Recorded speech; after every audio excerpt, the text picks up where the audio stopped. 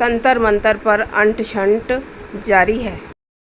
पहली बात जो मैं कर रही हूँ वो तंतर मंतर वालों के फ़ायदे की बात है। वो ये है कि अगर आप अपनी एक ख़ास आइडियोलॉजी के चलते सरकार को जालिम मानते हैं, सरकार आपके लिए जुल्मी सैयां है, तो फिर तो कुछ होगा नहीं। वो आप कुछ भी करते रहें, चाहे आप जल समाधि ले लें, चाहे आप भूख हड़ताल कर लें, चाहे आप आर्कटिक की बर्फ़ में धंसियाँ आ जाएं, सरकार तो आप पे कान धरने वाली नहीं। तो फिर आप कैसे क्या कर रहे हैं। और दूसरी बात ये है ब्लॉगीज़ के तंतर मंतर पर जो उन क्लाइमैक्स एक्टिविस्ट का सपोर्ट करने आए, तो ये मानकर ही आए कि वो सही हैं, तो उनको ये क्यों कहा कि वो ख़त्म कर दें अपना अंट शंट। वो उनके साथ बैठ जाते हैं ना अंट शंट पे अपनी सॉलिडरिटी शो करने के लिए। ये क्या कि आए जनाब और चल दिए।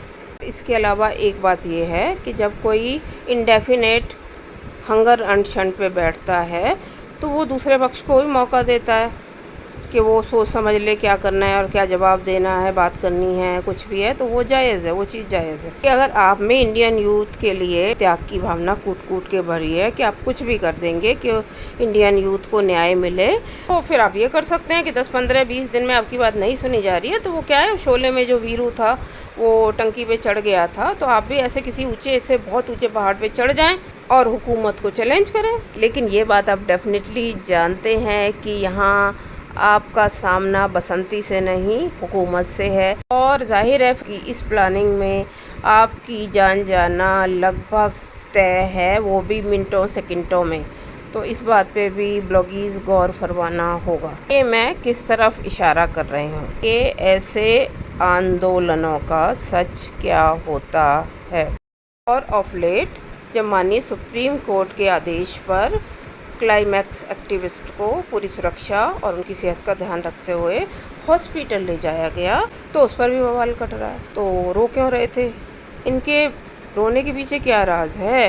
15-20 दिन से वो बैठे हुए थे क्लाइमैक्स एक्टिविस्ट वहाँ पे, तब तो ये एक बार भी नहीं रोए। उनके ज़हन में दरअसल उसी समय ख्याल आ गया था कि अब मुझे इलाज बचाने के लिए अंट शंट पे बैठना पड़ेगा।